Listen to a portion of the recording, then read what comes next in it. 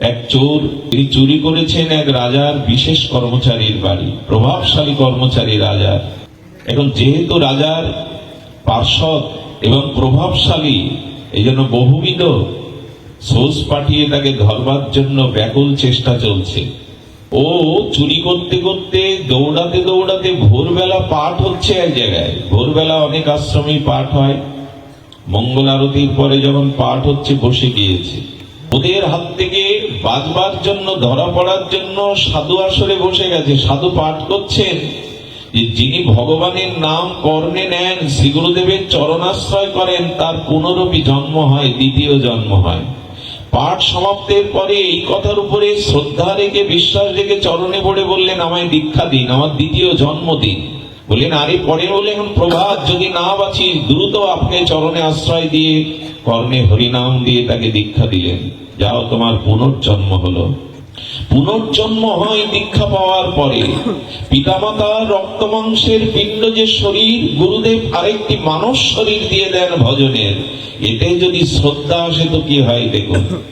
যখনই তার শ্রদ্ধা এলো, আমার দ্বিতীয় জন্ম হয়েছে, চুরি করেছিলাম গতকাল, মানে গত জন্মে, আমার আর পাপ নেই, এই শ্রদ্ধা বিশ্বাস অটুট এলো। তাকে রাজার সেনারা ধরল, বিচারের কাঠগড়ায় গিয়ে বলছেন, তুমি চুরি করেছো। বলো, আমি চুরি করিনি। বলে, প্রমাণ দিতে হবে। কি প্রমাণ? এক জ্যোতিষী তান্ত্রিক এনে বলল, লোহার শাবলটাকে গরম করে লাল রক্তাক্ত করে হাতে দেওয়া হবে, যদি জড়িয়ে ধরতে পারো, আগুনে অঙ্গ না পড়ে, হাত না পড়ে, তবে বুঝবো তুমি সাধু, চুরি করনি। সহাস্যে বিশ্বাসে এই লাল টকটকে অগ্নিময় শাবল, লোহার শলাকা হাতে নিয়েছে। চুরি করেছি গত জন্মে, ভোরে দীক্ষা হয়েছে, মানে আমার নূতন জন্ম হয়েছে, আমার নূতন জন্ম হয়েছে, এই জন্মে আমার পাপ নাই। শাবলের আগুন তার হস্তকে পোড়াতে পারেনি। রাজা তখন বললেন, আগুনেও যে দগ্ধীভূত হয় না এমন সাধুকে চোরের কাঠগড়ায় তুলেছে, আমি তোমাদেরই প্রাণদণ্ড দেব। এমন একজন মহৎ সাধুকে তোমরা চোরের কাঠগড়ায় দাঁড়িয়েছ। ওদের যখন সাজা ডেকে দেবে তখনই দরদ এলো। পরে দুঃখে হৃদয় দ্রবীভূত হয়ে বলল, রাজা, আমি চুরি করেছি, আবার করিনি। বলে, সে আবার কেমন কথা? চুরি করেছো করনি মানে চুরিটা করেছিলাম গত জন্মে, এই জন্মে আমার কোনো পাপ বা চুরি দোষ নাই, এই জন্য শাবল আমাকে পোড়ায়নি। পূর্ব বৃত্তান্ত খুলে বললেন। রাজার চোখে জল এলো।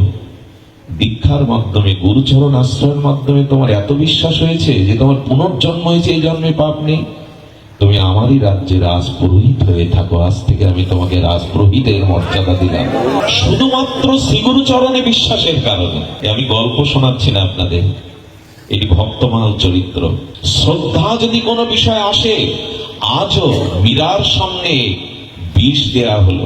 রানা বিষ দিল মীরাকে, এই সেদিনের ঘটনা। মীরাকে বিষ দিল। মীরাকে যখন বিষ দেয়া হলো, মীরার সামনে বিষের রং কেমন হয় গো? কালকোট বিষ তো কালো রং হয়। রানা গিয়ে বলেছে তার সেবককে, গিয়ে বলো এটা জগন্নাথের চরণামৃত। মীরার হাতে যখন দিয়েছে, মীরা দেখছে এটা কালো। চরণামৃত কি কালো হয়? যখনই মীরার পাশে একজন বলছেন, ও পান করিস না মীরা, তোকে বিষ খাইয়ে মারবার জন্য ষড়যন্ত্র করে বিষ পাঠিয়ে চরণামৃত বলা হচ্ছে। মীরা বললেন, আমি বিষ মনে করেছিলাম, কিন্তু এখন এটা বিষ নয়, অমৃত। কেন? তো সেবক বলছে, জগন্নাথের অঙ্গে সিঙ্গার করা ছিল, ওইটা অভিষেক করতে গিয়ে জগন্নাথের গায়ে যে সিঙ্গারের কালো রং ওর মধ্যে মিশে গেছে, এটা চরণামৃত। যেই বলেছে চরণামৃত, ভগবানের অভিষিক্ত চরণামৃত শ্রদ্ধা এসে গেছে মীরা। ওই শ্রদ্ধার দ্বারা বিষকে পান করতে গিয়ে দেখে ওর মধ্যে তার গিরিধারী লাল এসে বসে গেছে, অর্থাৎ বিষ মীরার অমৃত হয়ে গেল শুধু চরণামৃত শ্রদ্ধায়। গল্প শোনাচ্ছি আপনাদের, গল্প না। মীরার বিষ অমৃত হয়ে গেল শুধুমাত্র চরণামৃত এই বিশ্বাস এনে। আর ভগবান শ্রদ্ধা বিশ্বাসের মূল্য দিতে জানেন। যেই মীরার শ্রদ্ধা এসেছে তা অমৃত, সেই ভগবান অমৃতময় ওর মধ্যে এসে বসে গেছে। ভগবান যদি এসে বসে, সে তো অমৃত হবে। ভগবান শঙ্করকে আর সমুদ্র মন্থনে কালকূট বিষ দেয়া হলো। এই কালকূট বিষ পান করলেন, যেটা ব্রহ্মা বিষ্ণু দেবতারা কেউ নিতে চায়নি। যে বিষের জগৎ পড়ে ছারকার হয়ে যাবে, সেই বিষ শঙ্কর দুহাত ভরে পান করলেন। বললেন, এটা আপনার বিষ মনে হচ্ছে না? পার্বতী বলছেন। বললেন, না। কারণ কি জানো? সমুদ্র মন্থনে কচ্ছপের রূপ ধরে ভগবান সেই পর্বতকে ধারণ করেছিলেন পিঠে। তো ভগবান যে সমুদ্রের মধ্যে গমন করে, ভগবানের চরণ স্পর্শে, অঙ্গ স্পর্শে সমুদ্র অমৃত হয়ে গেছে, সে বিষ থাকতে পারে না, শঙ্কর এই বিশ্বাস করে বসেছেন। জোর করে চাপিয়ে দেওয়া আপনাদের উপর কোনো কথা না। শঙ্কর বিশ্বাস করেছেন কুর্ম অবতারে ভগবান এই পর্বতকে ধারণ করেছেন, যে পর্বতে আর দেবতা অসুরগণ মন্থন করছিলেন বাসুকি নাগ দিয়ে। বলেন ভগবান সমুদ্রে প্রবেশ করেছে মানে তার চরণ অঙ্গ অভিষিক্ত হয়ে, এতে বিষ কোথায়? আচ্ছা, বিষ গিয়ে কণ্ঠ নীল হয়ে গেল, শিব ঠাকুরের ক্ষতি হলো না, মরল না কেন? ভগবান শিবের বিশ্বাস ছিল বিষ লাঞ্ছে বা বুকে মিশলে তো মরবো, এটা আমার বুকে আছে রঘুপতি রামচন্দ্র, রঘুপতি রামের নাম, অমৃত বিষকে কি করবে? ওখানে বিষ স্থান নিতে পারবে না। নীলকণ্ঠ হয়ে গেল, বিষই ভগবান নীলকণ্ঠ রূপে তিনি জগতে পূজিত হলেন। বিষ বুকে যায় না, যেখানে রাম থাকে, রাম নামে শ্রদ্ধা থাকে, ভগবান হৃদয়ে থাকে, সেখানে বিষও ক্ষতি করতে পারে না। এই শ্রদ্ধা আছে তো আমাদের।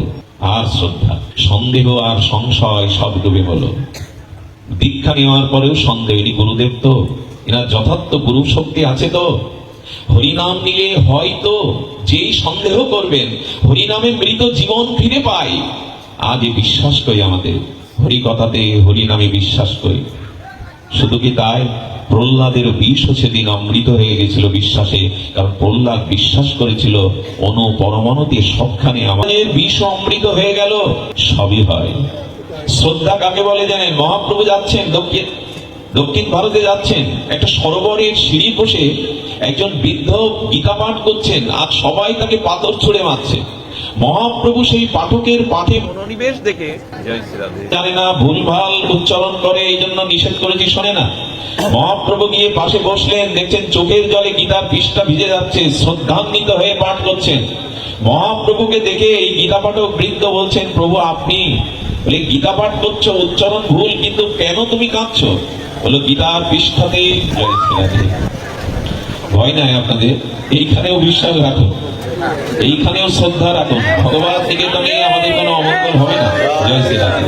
তো বলছেন তুমি কেন পাঠ করছো, তোমার অঙ্গ কেন শিহরিত হচ্ছে? বলে গুরুদেবকে বলেছিলাম লেখাপড়া জানি না গুরুদেব। বলে প্রতিদিন গীতার পৃষ্ঠা খুলে যেমন হোক পড়বি, আর ওই পড়তে পড়তে দেখি গীতার অক্ষরের মধ্যে, পৃষ্ঠার মধ্যে গোবিন্দ অর্জুনকে রথে সারথী রূপে দাঁড়িয়ে দর্শন দিচ্ছেন, তাই তো আমি কাঁদি, তাই তো গীতা পাঠ শুনে আমি চোখের জলে ভিজে যাই। গুরুদেবের কথার প্রতি বিশ্বাস রেখে কৃষ্ণ দর্শন হয়ে গেল। মহাপ্রভু জড়িয়ে ধরে বললেন, এই পৃথিবীর শ্রেষ্ঠ গীতা পাঠক তুমি, গীতা পাঠের যে ফল ভগবত দর্শন সেটা তোমার হয়েছে, সার্থক তুমি যে তোমার গীতা পাঠে কৃষ্ণ দর্শন হয়েছে। এখানেও শ্রদ্ধা, এখানেও বিশ্বাস।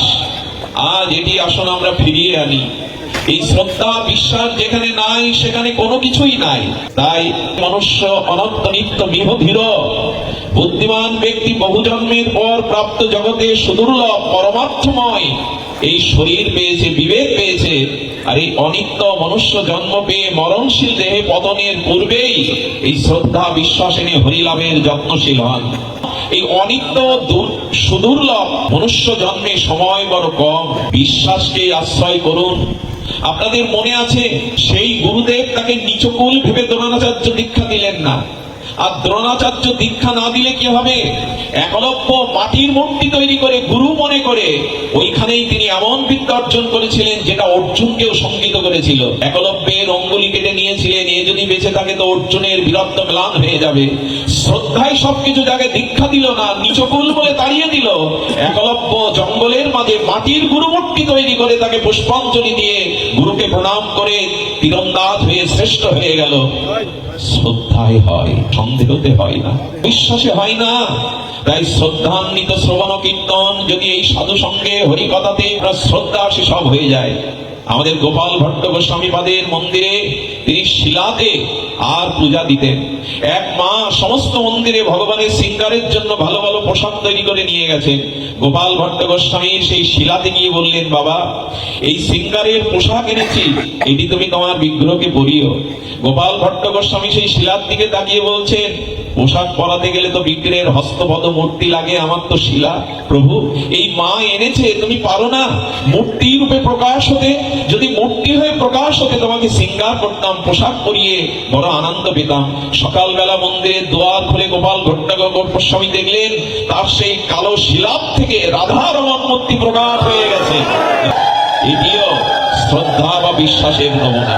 আজ পর্যন্ত ভগবত প্রাপ্তি, প্রেম প্রাপ্তি যা কিছু হয়েছে তাই শ্রদ্ধার কারণে। মনে পড়ে আপনাদের এক ভণ্ড প্রতারক লাল কাপড় পরে নদী পার হচ্ছে, মাঝি চরণে পড়েছে শুনেছি, আমি পার করছি বটে কিন্তু ভব সংসার গুরু বিনা পার করতে পারে না, আপনি আমার গুরুদেব দীক্ষা দিন। বললো টাকা পয়সা আছে, গুরুদেবার দক্ষিণা দেওয়ার আছে? বলে আছে। যা আয় করেছি সব গাঠিতে গুজে রেখেছি, চরণে ছড়িয়ে দিল। আর তার কানে মন্ত্র দিল 10 হাত, কি আর দেব? ঠকিয়ে তার কাছে পয়সা নিয়ে বলল 10 হাত, গুরু মনে করে মন্ত্র মনে করে নৌকা বায় আর বলে 10 হাত 10 হাত 10 হাত। এই 10 হাতে তার চোখের জল আছে, হৃদয় দ্রবিত হয়। মা দশভুজা দুর্গা এসে বললেন তোর চোখের জল আমি সহ্য করতে পারি না, আমিই তোকে কৃষ্ণ মন্ত্রে দীক্ষা দেব। এই মন্ত্রের দ্বারাই তিনি ভগবানকে প্রাপ্ত হলেন। 10 হাত কোন মন্ত্র হতে পারে? হতে পারে না। আপনাদের বলি শ্রদ্ধা হারাবেন না। এক গুরুদেব চাতুর্মাস্য ব্রতের 1 মাস নিয়ম সেবা ব্রতে কার্তিক ব্রতে এক রাজার বাড়ি যেতেন। রাজা তার শিষ্য, রানী তার শিষ্য। সুধীজন রাজা রানী 1 মাস শ্রীগুরু চরণ সেবা বন্দনা করে আর গুরুদেবকে পেয়ে ধন্য হতেন। রানীমা ঋতুবতী হয়েছেন। রজস্বলা হওয়ার পরে গুরুদেবের সেবা তিনি 5 দিন দিতে পারেননি। ওই রানীর একান্ত দাসী যুবতী সুন্দরীকে পাঠিয়েছেন, যাও গুরুদেবের চরণ অভিষেক করো, গুরুদেবকে আরতি করো। আর এই যুবতী সুন্দরী যখন গেছে তখন এই গুরুদেবের মস্তিষ্ক বিকৃত হয়ে বললেন আমি তোমাকে স্ত্রীর মর্যাদা দেব, আমাকে গ্রহণ করো। আর তাকে মালা দিয়ে সিঁথিতে সিঁদুর দিয়ে তাকে পাশে বসিয়েছে। রানীমা পুষ্প স্নানের পরে রাজাকে নিয়ে যখন দেখছে যে তার দাসী গুরু মায়ের স্থানে বসেছে শয্যায়, মুখ নিচু করে যখন রানী চলে আসবে, রাজা বললেন কোথায় যাচ্ছ? আজ থেকেও তোমার দাসী না, আজ থেকেও গুরু মাতা। পারবো তো আমরা এরকম শ্রদ্ধা আনতে? পারবো তো? বললেন আজ থেকে গুরু মাতা, দুজনের চরণ অভিষেক করো, দুজনকে আরতি করো। 15টা দিন রাজা রানী গুরু মা মনে করে নিজেদের দাসীকেও গুরু মায়ের মর্যাদা দিলেন। শ্রদ্ধা চায়, সেটা আজ কোথায়? শাস্ত্রে বলেছে যে যদি বৃন্দাবনের ধুলি মনে করে ব্রজের ধুলি মাখতে পারো, ধুলি নয় এটি, এটি রেণু, ব্রজ রেণু, তবে তোমার প্রেম হয়ে যাবে। রাধা কুণ্ডে বাবাজি মহারাজ স্নান করছেন। চৈতন্য চরিতামৃতে কবিরাজ কৃষ্ণ গোস্বামী লিখেছেন এই কুণ্ডে যে করে একবার স্নান, রাধা সমপ্রেম কৃষ্ণ তারে করে দান। বলেন এই রাধা কুণ্ডে যে একবার স্নান করে, রাধা সমপ্রেম কৃষ্ণ তাকে দান করে। বাবাজি মহারাজ স্নান করতে নেমে কাঁদছেন, কই আমার তো হলো না, আমার তো প্রেম হলো না, আমার তো হলো না। এই বলতে বলতে ডুব দিয়েছেন শ্রদ্ধায়, আর ভেসে ওঠে না, আর ভেসে ওঠে না। ভাসতে ভাসতে মানস গঙ্গায় গিয়ে তাকে পাওয়া গেল। আর অষ্টসাত্ত্বিক প্রেমময় দেহটা পাওয়া গেল। সেই প্রেমময় দেহে বলছেন আপনি এখানে ভেসে এলেন, ওই এক ডুবেই তার প্রেম হয়ে গেছে। আমরাও তো শত ডুব দিলাম রাধাকুণ্ডে, কেন প্রেম হলো না? শ্রদ্ধার অভাব।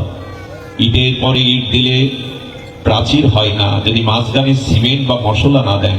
ঠিক তদুপরি জীবনে যদি শ্রদ্ধা না থাকে, বিশ্বাস না থাকে, তবে সবই শেষ হয়ে যাবে। অনুরোধ করব সংশয়কে, সন্দেহকে যদি ঠকেনও আপনি, তবে শ্রদ্ধা থাকলে, বিশ্বাস থাকলে ঠকাবে এই ক্ষমতা জগতে কারো নাই।